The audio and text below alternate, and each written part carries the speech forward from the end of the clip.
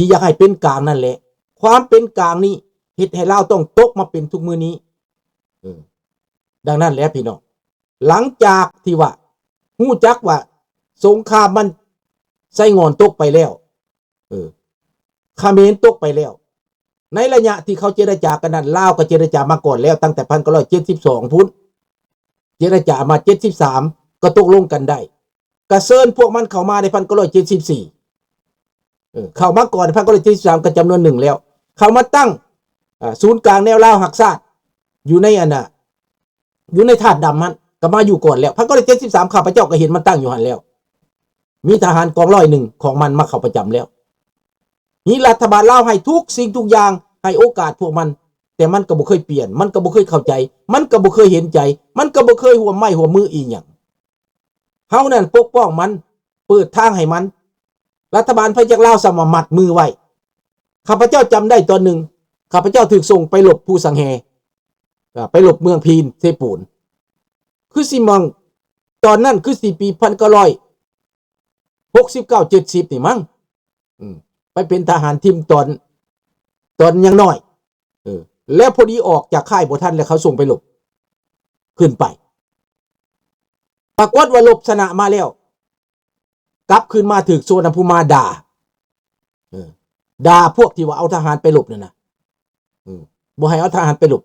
นี่แหละปัญหามันน่ะโซนภูมานี้เป็นแบบนี้มาแต่ดนแล้วเรื่องของมันเป็นแบบนี้มันจังเสียไส้มันจังปลาไส้พี่น้องย้อนว่าใส่ในท้องกลับเกิดเป็นหนอนพี่น้องบ่เป็นหยังข้าพเจ้าจะเล่าลัดไปเลยพี่น้องเล่าพ่อคร่าวๆให้พี่น้องเข้าใจว่าเป็นหยังเฮาจะเป็นอพยพนะเวลาเฮามันน้อยเนาะหลังจากที่ว่า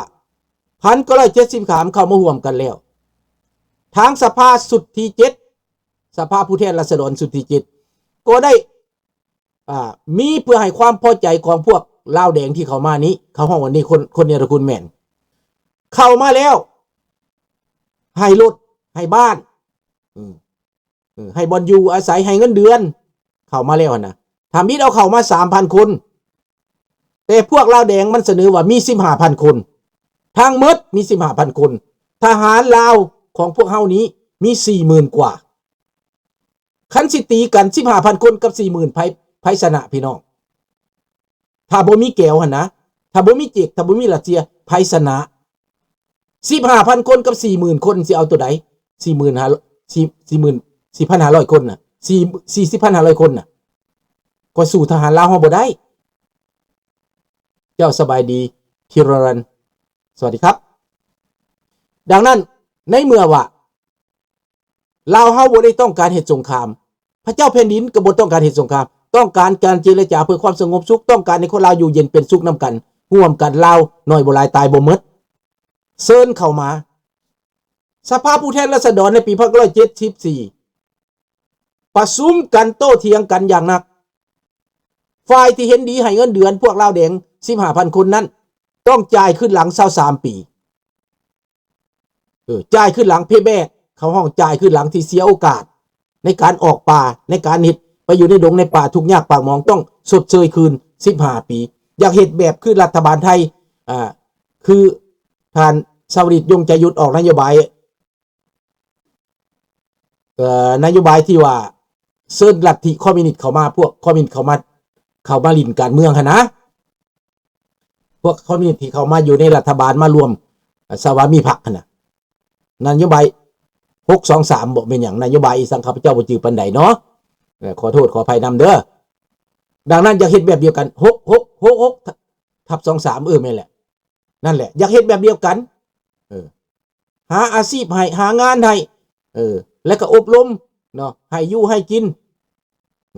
ให้ไปทำมาหากินให้ทุนไปเนี่ยลาวก็ให้คือกันจ่ายขึ้นหลัง23 ปีนี่จนเงินในคลังเกือบเบิดพี่น้องส่วนผู้มาเฮ็ดแบบนี้คิดว่าจะได้อยู่ในอำนาจต่อไปคิดว่าน้องชายตัวเองเข้ามาแล้วจะอยู่ได้สุดท้ายน้องชายตัวเองเขาก็จัดการตัวเองเขาก็จัดการสองไอ้น้องตายอย่างน่าอนาถพี่น้องสุพรรณวงศ์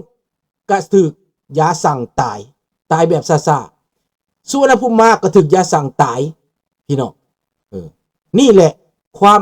อนาถของระบบคอมมิวนิสต์สองไอ้น้องนี่ตายแบบบ่มีที่ยืนที่ฝังเลยแหละนั่นแหละของพลเอกเปรมใช่ของพลเอกเปรมและพ่อใหญ่จิ๋วเป็นผู้ปฏิบัติเนาะลืมขอโทษเด้อพลเอกเปรมออกมาเนาะได้ว่าเป็นอย่างสี่แหละหมายความร่วมกันในเมื่อเป็นอย่างสี่แล้วพี่น้องลาวเฮานี่ก็เฮ็ดคล้ายๆกันเพื่อว่าสิแก้ไขปัญหาบัวบ่ให้ซ้ำน้ำไม่ขุ่นแต่สุดท้ายแล้วบ่เป็นดังนั้นเข้ามาแล้วเขาก็ได้โอกาสได้เงินพร้อมได้เคลื่อนไหวแบบสบายไปโฆษณาส่วนเสือไปปลุกระดมนักเรียนนักศึกษาไปปลุกระดมทหารตำรวจสั้นผู้น้อยไปปลุกระดมคณะกรรมกรไปปลุกระดมชาวบ้านไปตัวชาวบ้านว่าสิเจริญรุ่งเรืองว่ารัสเซียโซเวียตนี่เจริญกว่าอเมริกาเจริญกว่าจีนเจริญกว่าเหนียวใส่น้ำของนี่ท่วมเบิดโลกนี่ก็ได้คุณน่ะเขาโฆษณาส่วนเสือข้าพเจ้าได้ยินกับหูพวกเราแดงมันโฆษณานั่นข้าพเจ้าตอนนั้นข้าพเจ้ากับเรียนอยู่มัธยมปีที่4ที่5แล้วเนาะปีที่4แล้วเนาะมันก็อ่านได้เบิดแล้วมันก็เข้าใจการบ้านการเมืองแล้วเนาะเฮาก็เดาได้เฮาก็คิดได้ข้าพเจ้าบ่เสือแต่อีกนักเรียนจำนวนหนึ่งเสือ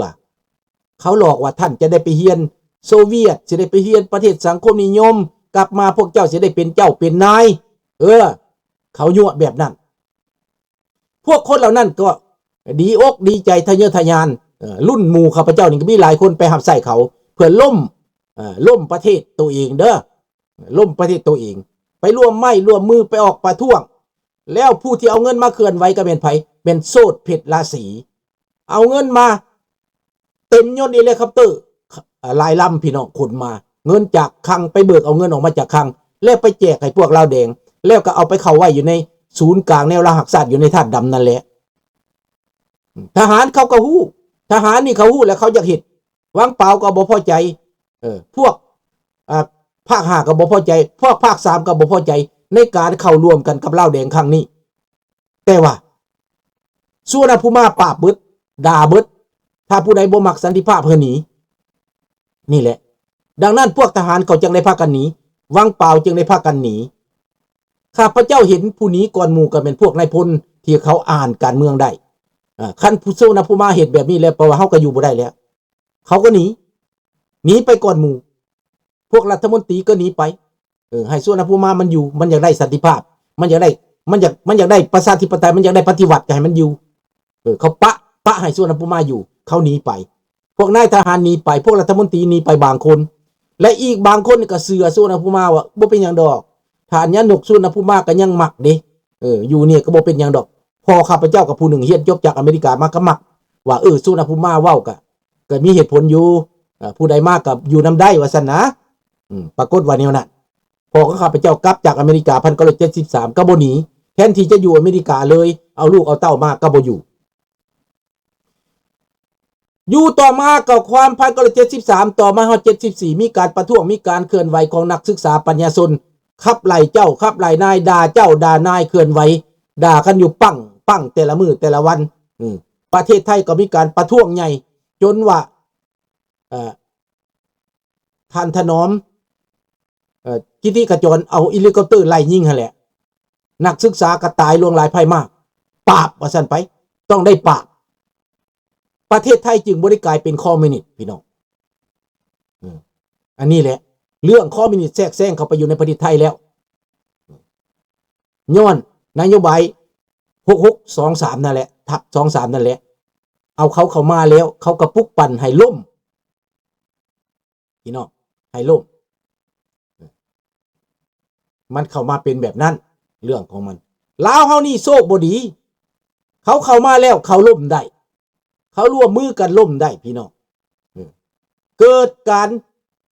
สะท้านสะเทือนไปแต่ละรัฐแต่ละแขวงนักศึกษาเข้ายึดอำนาจยึดอยู่ปากเซก่อนหมู่เบิดยึดอยู่เวียงจันทน์และแม่นนายพลนายพันบางคนที่เป็นลูกน้องสุวรรณภูมิเปิดทางให้เขาอยู่ปากเซนายพลคนนั้นเดี๋ยวนี้ก็อยู่อเมริกาเนาะอยู่อเมริกาหนีมาอยู่อเมริกาคือกันเด้อ เรื่องของมันก็เป็นแบบนี้แล้วอยู่ในสวรรค์เขตพวกนายทหารที่ต่อต้านคอมมิวนิสต์เขาก็จับไปเบิดจับไปปราบปรามจับไปถีบลงเอาใส่กระเป๋าแล้วถีบนายพลนุเพชรดาวเฮืองนายพลลีเอายัดใส่กระเป๋าแล้วก็มัดคือหมูนี่ตีนถีบลงโอลิคอปเตอร์ตายแบบอนาถพี่น้อง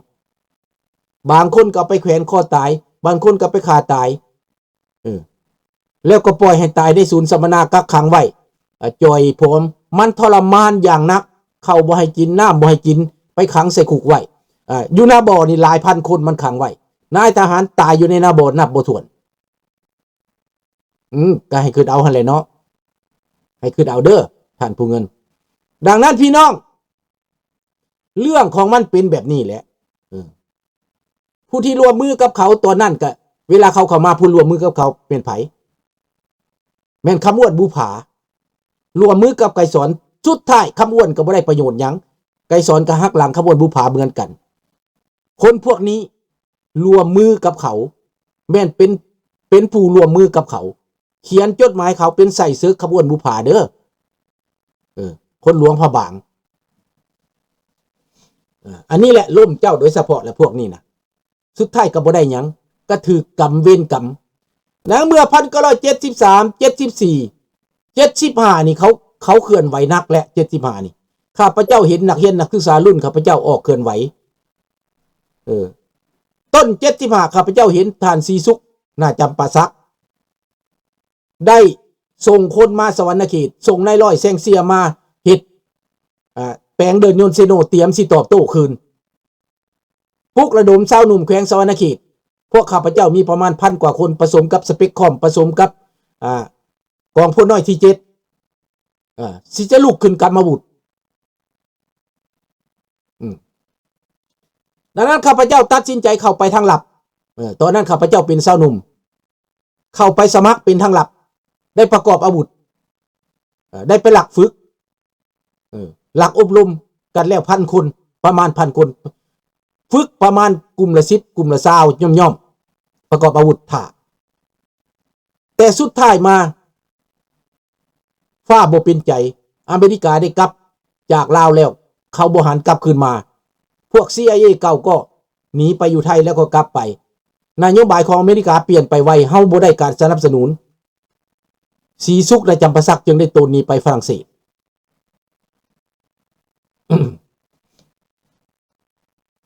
คุณแผนแสนสถานเอาให้มันนั่งฟังเนาะพี่น้องมันสิด่าว่าสร้างสามมายังกะยามันเนาะให้มันนั่งฟังเด้อ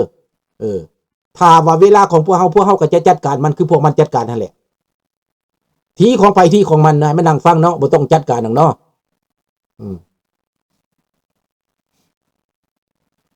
ก่อนทหารมา 200,000 นี่หมายความว่าตอนที่ว่ามีการต่อสู้แล้วเขาจะมา 200,000 มา 60,000 คนก่อนข้าพเจ้าอยู่หันเด้ออันน่ะอามิโก200,000 นั่นเข้าเขมร 60,000 คนเข้าลาวเด้อลุงอยู่ด้านดบเลข9ฮู้จักดีพอลุงบ่ได้หนีเด้เนาะ หลังจากนั้นพี่น้องเวลามันให้โอกาสบักนี้นั่งฟังเด้อพี่น้องเด้อข้าพเจ้าจะบ่เฮ็ดหยังมันในตอนนี้ก่อนในเมื่อว่าเฮาเบิ่งกาเหตุการณ์ของมันแล้วศรีสุขหนีไปแล้วพวกข้าพเจ้าจึงล้มเลิกเรื่องตัวนั้นและข้าพเจ้านี่แทนที่สิไปฝรั่งเศสก็บ่ไปในตอนนั้นพ่อฮักบ้านฮักเมืองฮักพ่อฮักแม่แล้วก็คือข้าพเจ้าว่ามีความฮักแล้ว1973มันน่ะมีเมียแล้วก็เลยตัดสินใจบ่ไปคิดว่าระบอบใดมากก็สิอยู่นำได้สุดท้ายแล้วข้าพเจ้าก็เข้าไปอยู่ในนั้นแหละมันก็ควบคุมหมดแล้วเนาะมันควบคุมหมอมันควบคุมเบิดแขวงเบิดนั่นแล้วพวกปฏิวัติมันก็ต้องการคนมันมักหรือบ่มักมันก็ต้องการคนมีความรู้ข้าพเจ้าก็มีคนหนึ่งอยู่ในนั้นหมู่ข้าพเจ้าก็มีหลายคนที่อยู่ตัดสินใจอยู่เนาะดังนั้นพี่น้องข้าพเจ้าอยู่แต่1975ฮอด1980ได้ตัดสินใจตนหนีสาเหตุที่ตนหนีก็คือข้าพเจ้าเคยได้เว้ามาว่าทุกคนได้รับผลกระทบทุกคนได้รับการกดขี่ข่มเหงและก็เห็นประเทศล่มสลายลงไปแต่ละมื้อเห็นปิดชายแดนคนลาวอึดยากมากแค้นปิดชายแดนไทยนมก็บ่มีน้ำตาลก็บ่มีข้าวก็ทุกยากปากหมองทุกสิ่งทุกอย่างอึดยากมากแค้นพี่น้องแล้วเอาพวกควายนี่เข้ามาปกครองเอาเข้ามาแล้วบ่มีความรู้ความรักอ่านตัวหนังสือโตทอควายก็บ่ได้ลางคน